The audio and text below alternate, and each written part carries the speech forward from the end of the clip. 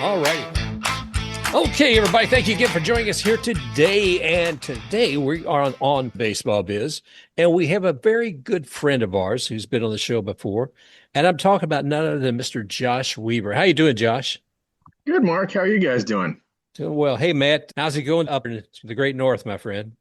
The Great North is safe and sound, I guess, Safe is the and best way to sound. put it. Yeah, we might join you. But anyway, just down here in Florida, we're kind of counting, what's going on. We've had a few interesting folks on Florida Baseball Biz.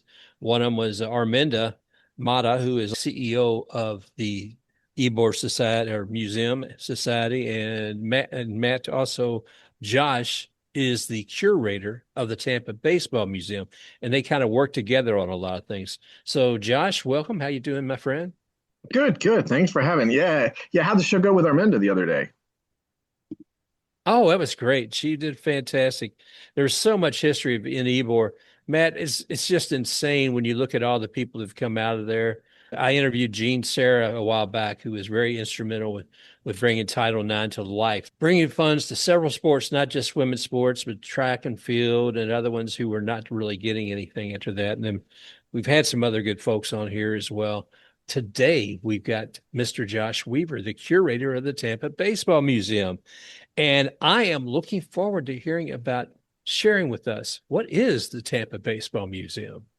Well, what we try to do is we try to preserve mostly Hillsborough County. It's funny because it is a Tampa Baseball Museum, and when people come in, a lot of times they think it's patterned to the Rays. And I said, well, we have Rays stuff, but we focus on Hillsborough County because when you go right in the door, it talks about Al Lopez being the first player to make it to the major leagues from Tampa.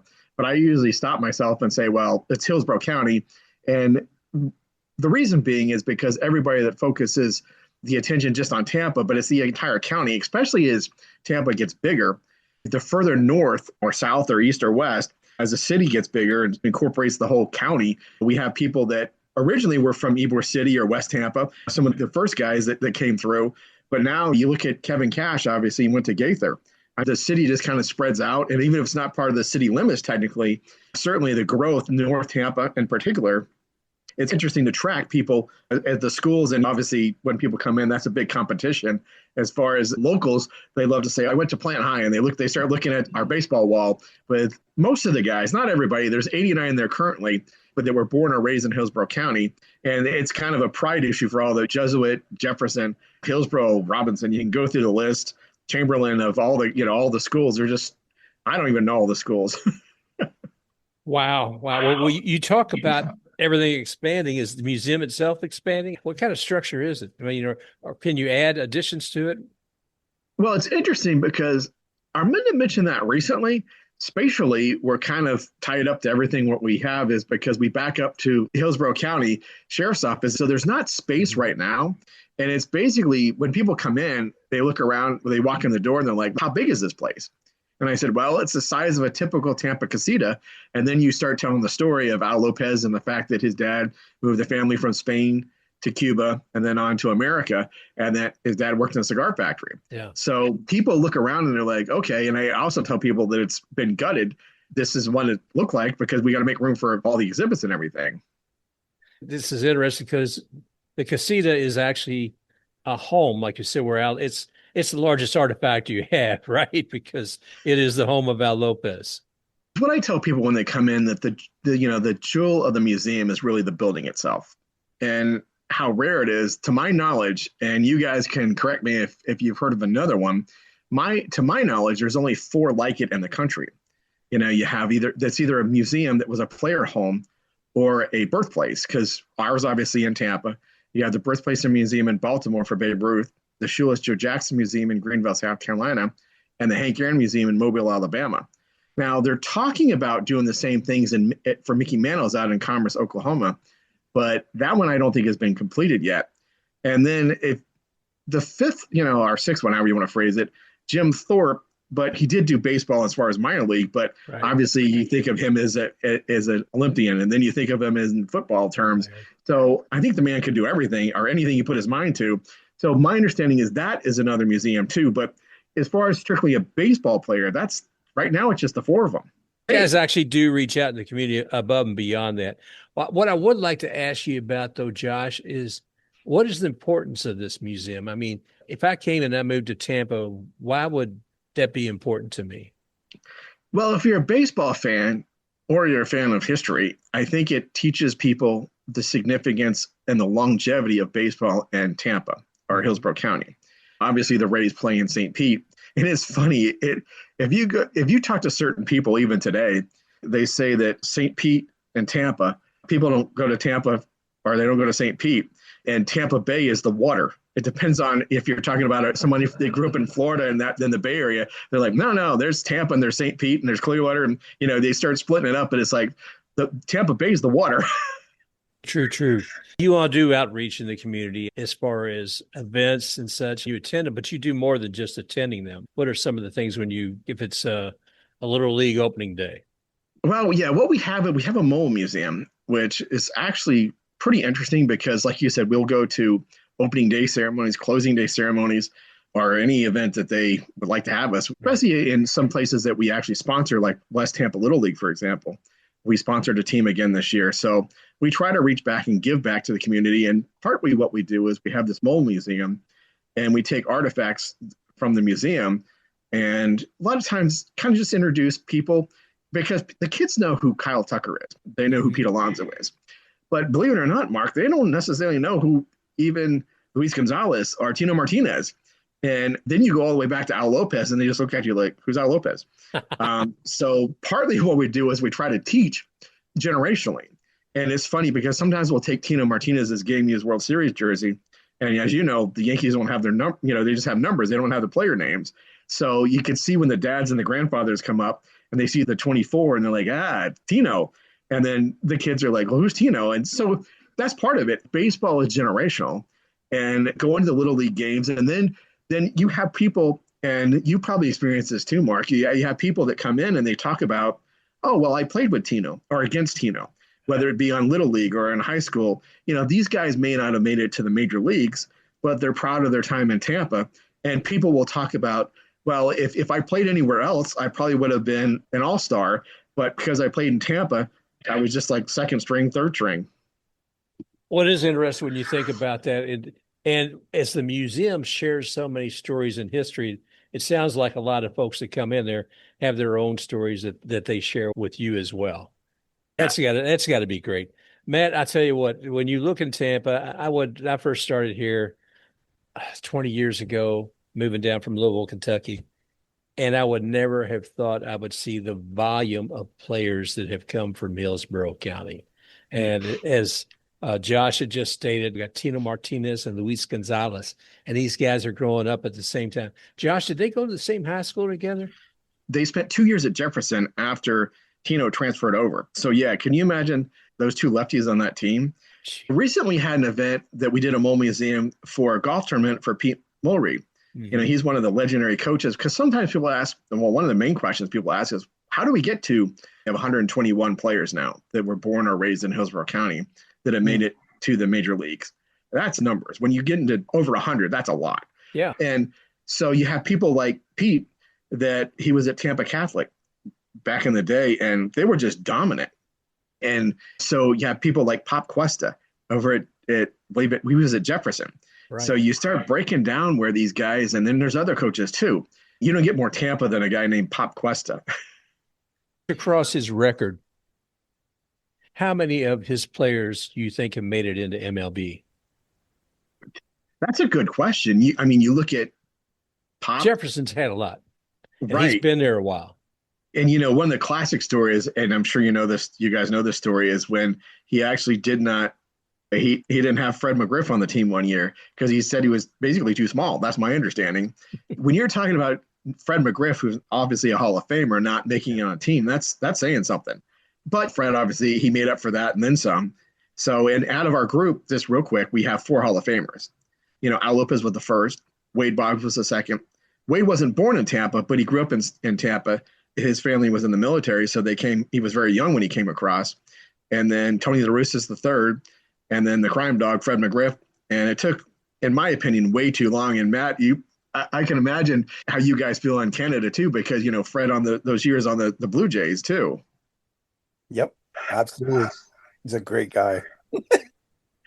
And we're very fortunate to have so many of this great talent and how many of them give back. I know if we look just at Plant High School alone, you're going to see, and correct me because I know there's more, I'm going to see Wade Boggs, a Hall of Famer. Yep. I'm going to see Pete Alonso. I'm going to see Preston Tucker. I'm going to see Kyle Tucker. And to me, that is just stellar, literally, when you have that kind of history of players coming through your school.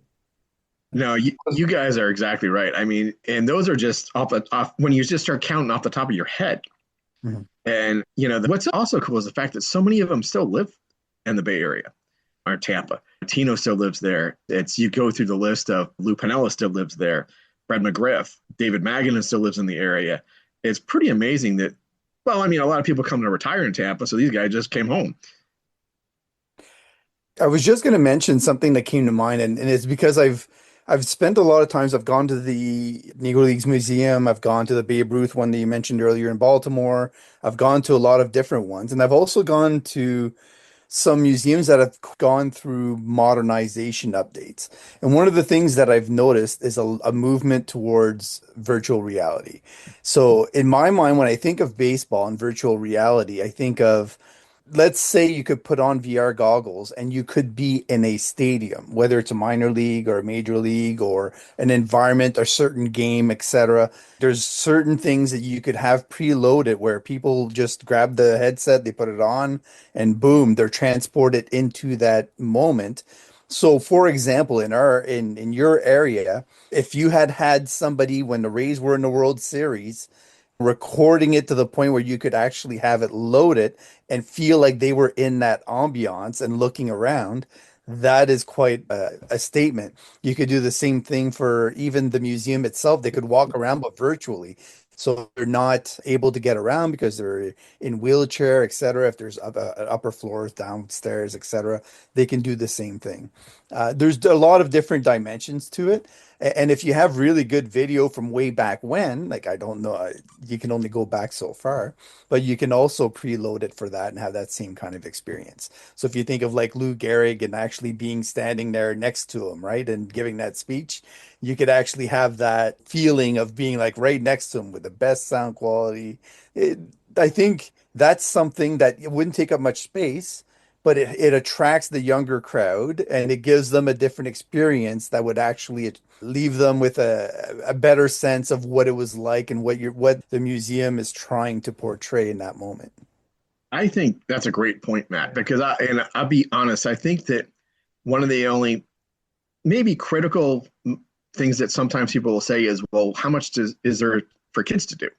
Mhm. And I think to your point, getting more modernized, and the house itself is from 1905, Right. in a historic district. So I think most people know what they're getting into when they come in there. But to your point, like we have a just on the ground, it's basically a giant sticker, if you will. It's a little field that the kids love running around. Armin is talking about modernizing that to where we take that up and then have a screen that images the field. And I said, what'd be kind of cool is if maybe we have the players maybe have Tino Martinez at first base, Wade Bogg at third, Fred McGriff wherever we want to put Fred, Al Lopez is the catcher. And even if we have their names, not necessarily them, depending on how state of the art we get, I think it's a good idea. And she also mentioned the idea of creating a space where you could do basically have your own baseball card. Mm-hmm. And I know Cooperstown does that, and some other places. To your point, Matt, there's great innovations going on at baseball museums, and I think one thing we probably do need to do is modernize a little bit. And to your point, I don't think because we spatially we don't have a lot of room. But with that, you don't need a lot of room. Yeah. You don't? Yeah. So my thought is like, let's say right now we know there's an end life to the trop. So if you had somebody walk around the entire trop, all the inside Yeah. areas, all the, get all the nooks and crannies from all the different angles and record it. It doesn't have to be during a game. It can be during a game, which would be ideal, or even during batting practice or whatever you want it to be. But then people could still go there and have that experience of being at the trop. And for some people that are attached to it, it would actually give them a lot of enjoyment that you couldn't get in any other place. I I think that's a valid point, and you guys know this. People talk a lot about the Trop, like they did in Oakland, but it's everybody's for us in Tampa, and say the Tampa Bay area. It's our ballpark. We had the same memories that I took my daughter there when she was little. I mean, one story, we were supposed to get we were trying to get father daughter shirts that day. You know how they have the giveaways, and she's like, I couldn't get them in time. She's like, Daddy, it's okay. We can wear a matching BJ Upton shirts. So to your, I so love she that. right. So she always tries to be on the positive side of things. But to your point, Matt, it's going to be gone at some point, Yeah. or it's going to be morphed into something different, even if it's still there. And people have their memories. We saw a great baseball game. The 2008, I didn't make it to a World Series game, but I made it to all the other stages. And you Yeah. talk about an exciting World Series and run up to the World Series, even in the us against Boston in the American League Championship Series was great. I Mhm. mean, I don't think I've ever been in a place louder than that ballpark. That's a really good point, Matt, because everybody has their ballparks that they love, that they grew up in, or that they took their kids to, and there's memories there. And even to your point about the past, especially at the Tampa Baseball Museum, that's a really good idea as far as integrating, even if it's just photographs, somehow transferring those into a 3D type image of the old plant field, the Al Lopez field, because I can't tell you how many times people, especially Al Lopez, because I think plants really the last year of being plant for baseball was 1954 as far as regular spring training games. Am I right about that, Mark? That I sounds think right. I couldn't tell you. I'd have to look at the wall. but I think that Al Lopez Field, even some of the players still had great memories there. Pete Rose, my understanding is Pete loved playing there. Wade Boggs, I think, found out he was going to be a major leaguer.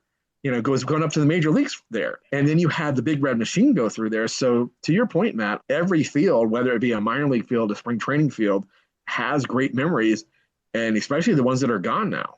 You could get a video of the Rays sabotaging Steinbrenner Field so that the sewage backs up. You could get the video of them actually doing that. I love it. What was it? A Boston fan buried a Boston jersey in the cement as they were building the new Yankee Stadium back then. Right? I like that. With you all talking about the 3D presentation, it brought my mind to a couple of things.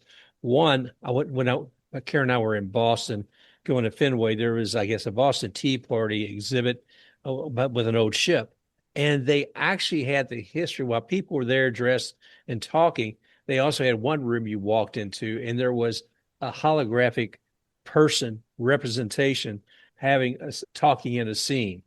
Now, you may have seen this a couple of years back about this Holocaust survivor. And the Holocaust, I think it's at the Holocaust Museum in New York. I could be wrong. Anyway, they had him sit down and ask him a series of questions over time. And then they took what they shot of him and made it so he was interactive. So all the questions they answered, did you, the one of you all see that information? No, but I'd I've seen similar things done where, and it's becoming a thing. I know there's a show called Upload on Netflix, yeah. sorry, on Prime, which is exactly that, right? You're basically uploading a person into a virtual environment based on pictures, etc., and it builds an actual 3D model of that person. Wow. Well, this is cool because you can interact. And I don't know if you ever saw iRobot, but in there is the professor, and he leaves clues for this detective to find him, but he can only answer so much. That's not the right question. And Mhm. so the thing is with this gentleman at the Holocaust Museum, he gets to the point where, he can't answer maybe something that's too specific because they didn't record something to address that.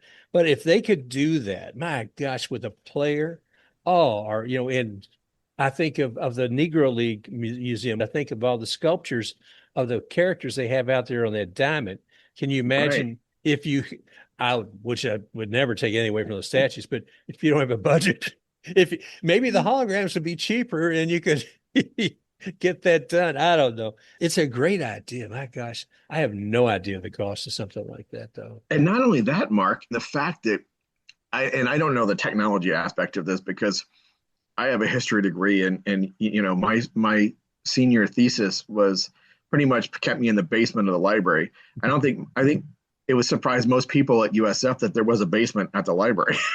So I'm not necessarily the most techie person, but I like the concepts. And especially so many of our guys are still live in the area. And I think what we need to do, talking about if you want to follow Matt's train of thought, in my opinion, is we need to get these guys on record. Yeah. And to what you're saying, Mark, is get them where you have, okay, this is Lou Piniella.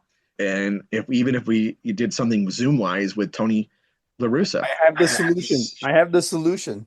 Please. You throw a sandlot game where Lou Piniella manages one side, Joe Madden manages the other, and the players who used to play or then are from Tampa region, etc., go and play a sandlot style game. Everybody throws a mitt in the middle of the mound, and somebody gets blindfolded and just throws mitts to one side and the other, and then they end up being on those teams, and you hammer it out in a fun game, just kind of. And you charge people $1 each for the tickets to watch, and you have fun, you sell concessions, whatever it is, right? That is a That's crazy, actually, wonderful idea. I'm sorry. it's not that far off from Tampa baseball. I had this guy one weekend come in, and he had probably in his late 70s, had his whole family with him. Mhm. And he said, when I was a kid, I used to play on the sandlots with Lou and Tony. Mhm. And I typically believe people when they come in the museum, because if they're coming in making up stuff, I'm like, okay, that's kind of weird. But anyway, so within 30 minutes, I had another guy come in. He was same age, had his whole family with him. And he said, when I was a kid, I used to play on the sandlots with Lou and Tony. Mm. And I said, well, you need to go around the corner and talk to the other guy. I said, you probably know each other. And they did, Matt. I mean, it's not that far off. I don't know if you guys know of this, but I did talk to our former chair when I first started at the museum. In Royston, Georgia, they have the Ty Cobb Museum. And then in Greenville, like we mentioned before, they have the Shoeless Joe Jackson Museum. Once a year, I still think they do this. They play, and don't quote me on the year, but let's say it's like an 1880 style baseball game between the two museums. And it's not that far off from what you're thinking, Matt. And I kind of said at the time a couple of years ago, I said, maybe we should get involved in this and take a road trip, whichever one it is, in Royston or Greenville, and get as many baseball museums together. Because that to me would be a really cool concept. I mean, and they're already doing it, at least those two. And I'm sure that they would welcome other groups in. Quote would be, if not for the bananas, come for the cigars. Right? And the Savannah Bananas thing is kind of included in there, right? And Yeah. doing little dances, whatever you want to do. I don't care. It's a sandlot game. They do whatever they want. So Yeah. And it's really cool because, obviously it's good for the two museums. And I just thought if we got involved in this, and then granted it's their game, they've been doing it for years now, maybe over time they would be like, hey, let's take it to Tampa, or if we got the Hank Aaron Museum involved too, in Mobile, Alabama. I mean, this could be something regionally. And you guys know, just like our museum, it's very small. And so many of the museums are small. And anything that can get out there. And I think just the camaraderie of having a bunch of baseball people together, talking, and also talking about experiences. We had Bruce, he is actually out in Colorado, in Denver. He does the National Ballpark Museum. He came in one day and he's like, how do you guys make this work? Because basically his story, my understanding is he had it in the basement of his house, his collection. And people said, dude, people need to see this. So he finally did. And, he's using a lot of his own funds. And I know he told me he's had to sell some of his items to help keep the museum going. So most of the museums are small. Mhm. They're mostly, as far as I know, they're almost all nonprofit. But to get that attention out there and to get that camaraderie, I think it's a good idea. So on that note, I know somebody for the Expos who has that. He has this museum of the Expos in his house or in his apartment or basement. I don't know which one it is. And people do pay to go and see things there. And what he does to make money is essentially brings a good portion of his memorabilia to an event that he throws every year, and he has all the expos show up, and Oh, they wow.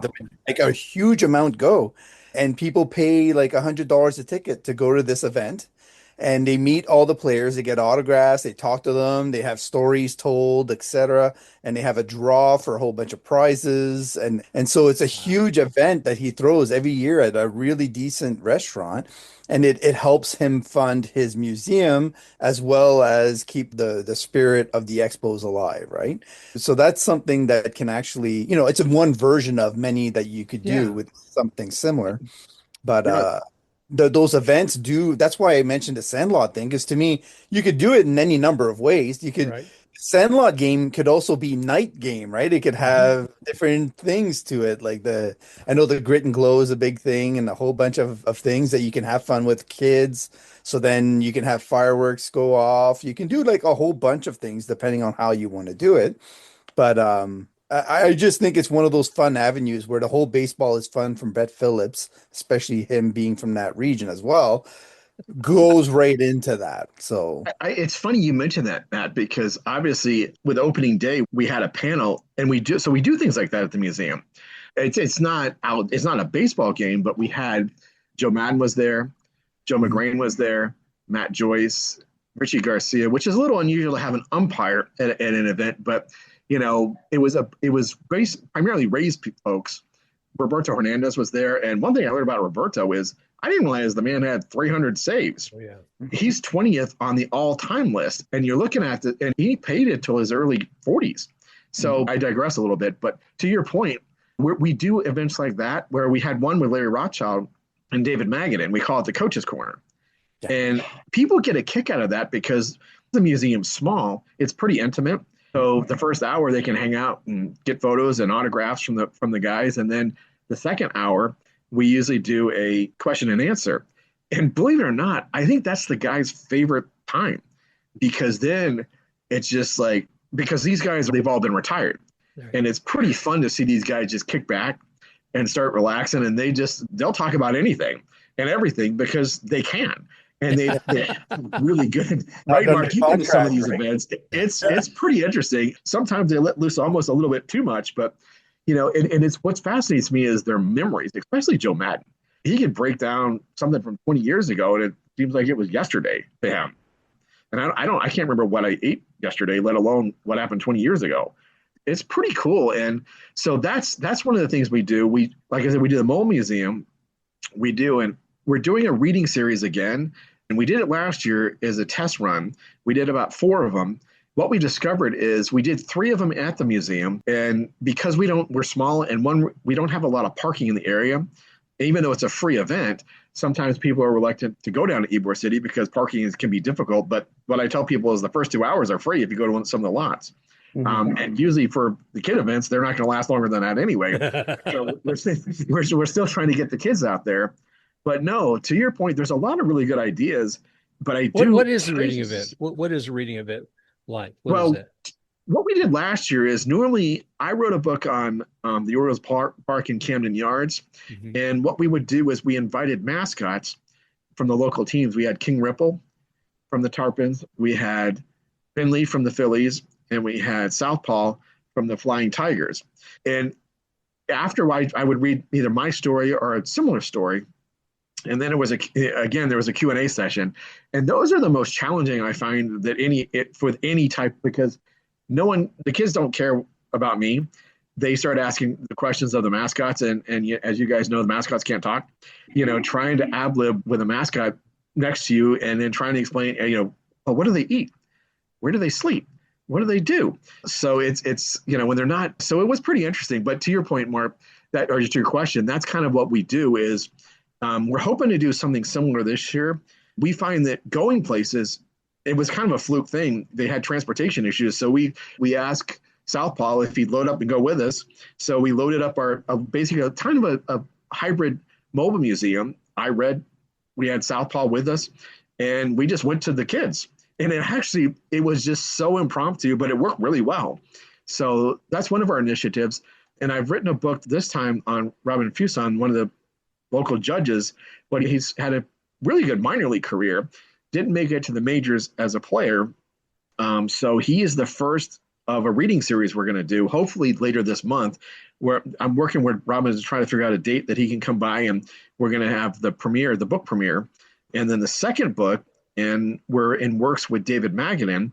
He is going to be the second person that's going to be, part of the series. And David's on board with the idea. He's correcting me now. We're in the early stages. And, you think, but especially when it comes to family situations, as far as making sure every detail is correct. So the players have total control, basically. If there's anything they don't like or anything that's not right that they want, or they want changes, they can make changes to the book. So over time, what we're hoping is the reading series will focus in on either Tampa players or people that have been through the system with the Rays, but mostly have connections to Tampa in one way or the other. When you think of all the different players, I mean, you say you got was it 89 balls in there now, and there's probably another 10 or 20 that you could probably put in there as well, because every day, I mean, who's the most recent? Been up and thinking of Caglione, who's with the Kansas City, Royals. yeah. And then who's the gentleman with the Mariners? Oh, I can't I think remember he's a his catcher. name. I'm testing you. He's a catcher, I believe. Oh, No. you know what? He's an outfielder. He's an outfielder, isn't he, Matt? Uh, Addison. Addison Barger? Yeah, yeah. I think it's him. I think it's him. Oh, in Toronto. Yeah, yeah. I Oh, said yeah. Seattle. I said Seattle. I don't know who is anywhere these days. I've got to still crunching on the rosters. But you talk about another fun event real quick is during spring training is when we got to go see the Canadian national team play the Blue Jays. Talk about the World Baseball Classic. I mean, I know that's not the point of this discussion, and one thing that is going to be interesting is if we get a new stadium, I can really see that, the love of baseball in Tampa, that I can see Tampa hosting, well, first off, an all-star game, which has never happened in St. Pete. We're the only city that's never had, or area, if you will, major league team, however you want to phrase it, that's never had an all-star game. Secondarily, I think it's be a logical place, especially, still Florida. Obviously, the success in Miami, but I could see it doing very well in Tampa as far as us hosting a round of the World Baseball Classic. I think the person Mark was thinking of was Logan Gilbert. I think that's who was from the area, right? Right. He's a phenomenal pitcher. Phenomenal. And I know he actually was with this, what's it called? They call it the Armory, I think, down here in Plant City, where he's done some training. It's amazing, Matt, how many different training places there are for players. And I'm not talking about, just get your high school kid in there. I'm talking about places that are really elevated for the folks that they're taking in there. And there's the one lady who has a place in, anyway, I've gone in there once or twice, and you see, Vlad Jr. and maybe a few other names in there working out during the off season. But there is so much in Tampa to be with it. And I'm glad you're doing these sessions where the people come to the museum. I mean, if you got some stars, but I want to do what Matt was talking about. I want to see that Sandlot game. I want to break out retired announcers and put them out there in that Sandlot field as well. I mean, can you imagine the joy that would bring to people? And don't you think if we're always looking to engage young people into this game. Can you imagine the parents and grandparents who would want to bring their youngsters to that? And if we build enough excitement with something like that. Here's how I would do it, I think. Okay. I would put it as the veterans that have played Major League Baseball that people would recognize, and they go up against coaches that are coaching right now in the entire region, whether they're from universities or high schools or whatever. That way, you're bringing in all their players that are students of the game, and they get to rub shoulders with these guys, and they actually get to have that conversation. So you're infecting the youth and the current team leaderships with what is actually established and veteran in the region. So that would be a good merging of the two. It's interesting because not too long ago, Augie, who was one of our staff members, and I went over to West Tampa, and they had a clinic. So you're exactly pretty much what you're talking about. But it was not really a game. What it was is you had University of Tampa guys going and helping out the little kids. Right. And because, UT just won last year their 10th national championship at their Mhm. level. I mean, that's unheard of. And Sam there is one of our guys. He's one of the coaches there, and he is on our baseball wall because he actually played in Major League Baseball to Europe. So it's a natural, normal flow because you got these guys that are there anyway. And whether it be USF, because, there's USF, there's UT. So there's colleges around, there's high schools around, and even the high school kids, like we talked about before, are really good. I mean, it starts all the way down to little guys. And so to your point, to have a game where, I mean, you talk about a good fun. Matt, you're onto something. We need to get you on our board, right, Mark? I think there'd be a little animosity too, and here's where I'm going to go with that. You're going to have guys that are completely analytics driven, even at youngest ages, going up against the guys that are old school. So there's going to be that clash between the two, right? And they can have fun with it and just kind of Oh, talk just to, Matt, it's worth seeing if we do it just to have Lou Piniella throw a base one more time. Yes, kick I sand mean, somebody. right? I mean, it would be epic, and it would be interesting because there's so many generations. To your point, Lou is now probably, I would say, Mark, wouldn't you agree? Kind of our senior statesman in Tampa. Yeah. Him and Tony.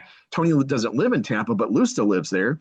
Then you got the people kind of in the middle, like Fred McGriff and Wade Boggs, and I mean, even people that didn't have as long a careers. Nardi Contreras is there. You have Chuck Hernandez, who didn't make it to the majors as a player, but to your point, Matt, who is a retired pitching coach. You could field an amazing team. And generationally, you could have, I mean, if we could get someone like Pete Alonso or Kyle Tucker in the offseason, and I think if they understood the importance, and I know that these guys do a lot. Yeah. And it's not out of the realm of possibility to make that happen. The resources are available in Tampa. And I like, Matt, the idea from a marketing and baseball business perspective is cross-platform. I mean, we're talking age, and I like the idea of the collegiate coaches and maybe even some other coaches from high schools or whatever, because then how many of their students and such would come to see this? Our alumni would come to see this, because I think that's essential, is trying to find not just a core that's going to attract people, but if you have a cross-platform, I think of different ways to appeal to that audience or audiences. That would be outstanding. And if to you guys, what you guys are talking about, if you get one of them or two of them, and you guys know how baseball works, they all know each other. And if we can get a David Magnan, somebody that's a good friend of the museum already, or a Robin Fuson, or a Nardi Contreras, people. The other day at the Mo Museum we had, just real quick, and you'll see where I'm going with this, when we were at Pete's Golf Classic. Like I said, he spends a long time, about 10 years, at just a dynasty he built at Tampa Catholic. Nardi Contreras was there. Nelson Valdez. He didn't make it to the majors, but he made it to the minors. And even some of the guys that didn't necessarily play for him that were there. I mean, David Magnan came by with his brother. And, we had everything set up on the table. And we a lot of times we'll bring David's jersey, because David actually donated 3 jerseys to us. So a lot of times we'll bring a Tampa Smokers to talk about the way back. Then we'll bring in maybe Tino's World Series jersey, because people just get a kick out of that. And, the fact that it is actually his World Series jersey from 2000. And then David Magnan, because so many people know David, and he's such a great person that, because David walked by and we talked for a couple of minutes, and he was there to help out for this golf classic. So he looked at his jersey, and it's funny how humble these guys are too. He just says, thanks for that. And what he was saying is, thanks for bringing my jersey. And, these guys, it's their memories that they're given to the museum. And I think they like the fact that we're actually utilizing them, and we're passing on their stories. And we have baseball cards of Lou and David. And I tell people the story, and that they're first cousins, and that Lou is actually David's godfather. And then we put people like, sometimes we'll have the McCullers, father and son. And so then it goes back to just the pedigree and the history of baseball in Tampa. And you got the Kyle, like you mentioned before, you had Kyle Tucker and Preston Tucker, brothers. Go down, you have brother-in-laws with Chuck Hernandez and Nardi Contreras. I mean, it's pretty remarkable when you look at just the family connections. And if we could have a throwback and call it We Are Family, and have a family game and do a tribute to the Pirates one day.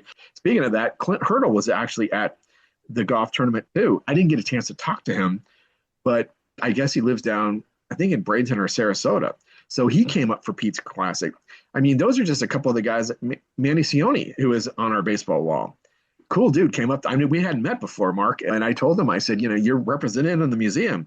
And after we exchanged numbers, and then he texted me before we even got back to the museum. And I sent him a photo of the baseball wall. And then I sent him a close-up of his baseball. Right. I think these guys take incredible pride in being from Hillsborough County. Yeah. And to your point, Matt, I mean, the other thing too is when we ask these guys to do stuff, we don't have to go through agents. Yeah, we don't have to go through agents. They don't have to say, well, will my team say, oh my gosh, I can't say anything about this, that, or the other.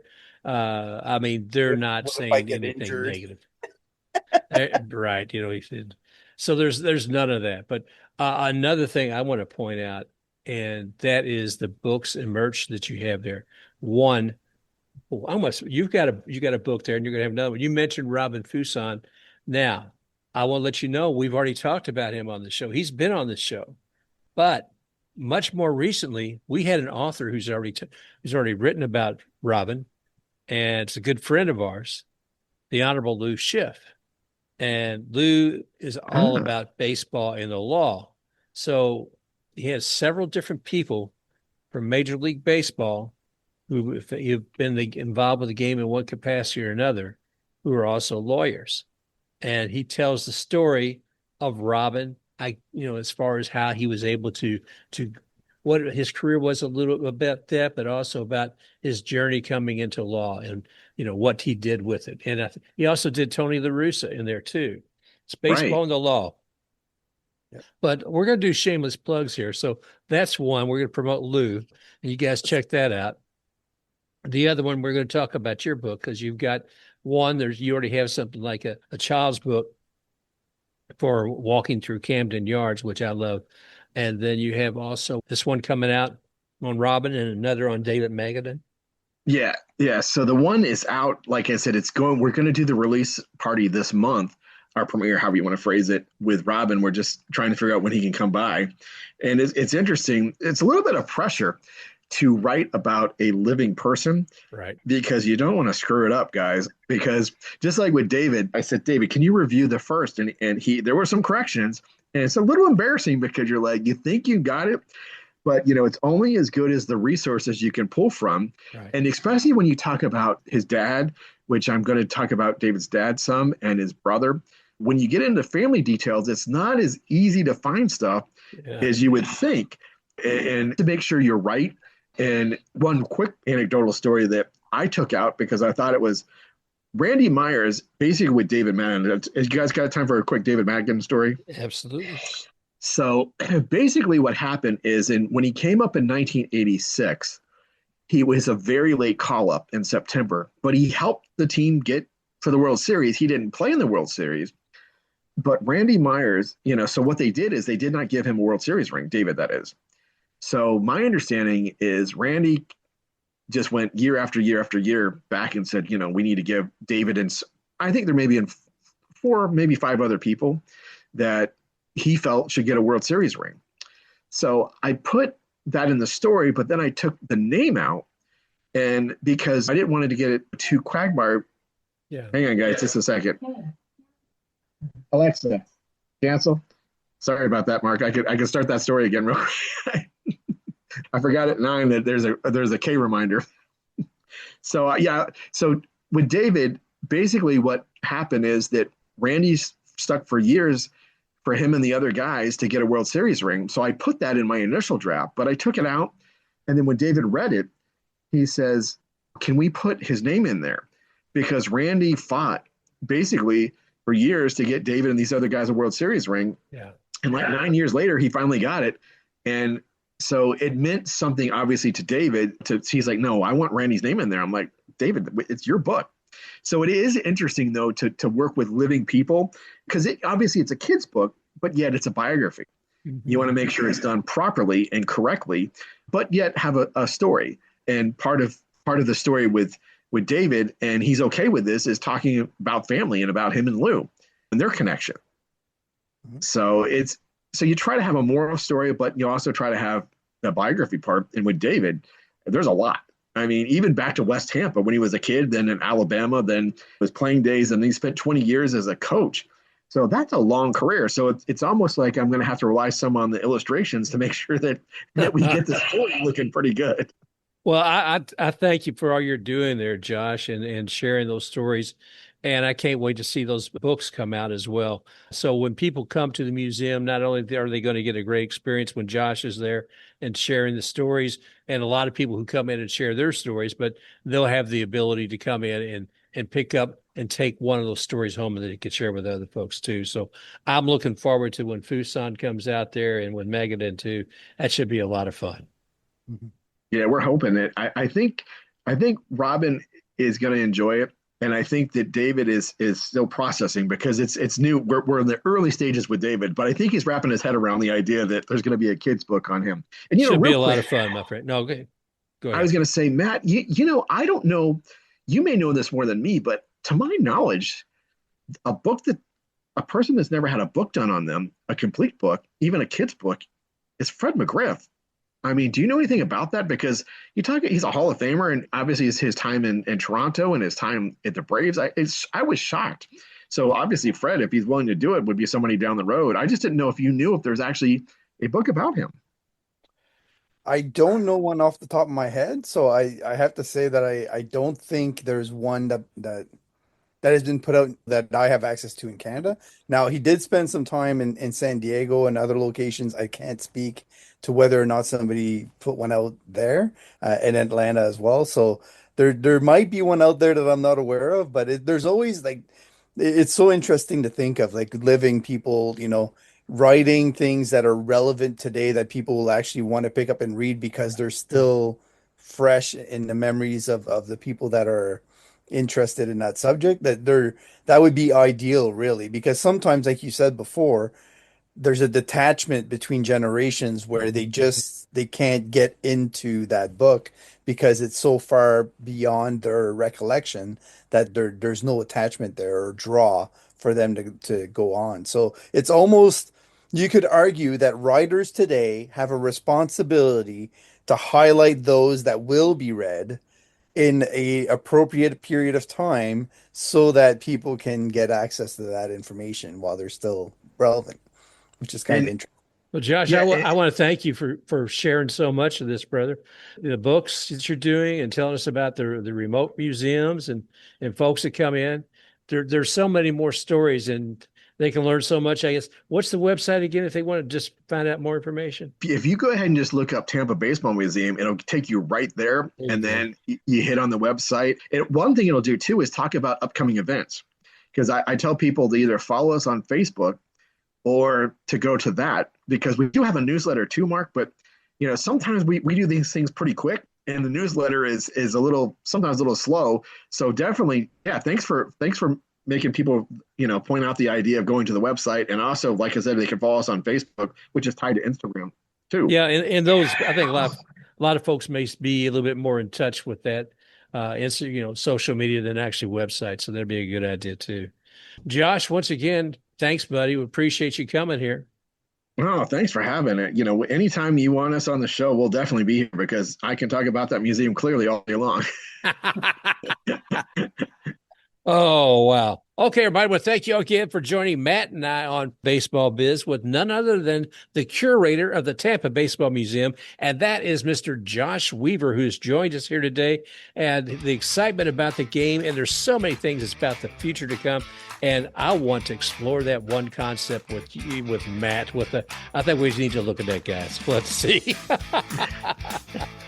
All right. Well, thank you all again for joining us here today on Baseball Biz. And we'll be coming back with you again real soon. If you enjoyed this show, go ahead, like, and subscribe to Baseball Biz on Deck. You may also find Baseball Biz on Deck on YouTube at iHeart Apple, Spotify, Amazon Music, and at baseballbizondeck.com. Also, you can find Matt at matgermain.bskysocial. That's Matt at matgermain.bskysocial, or Mark at baseballbizondeck.bskysocial and Baseball Biz on Deck with Facebook.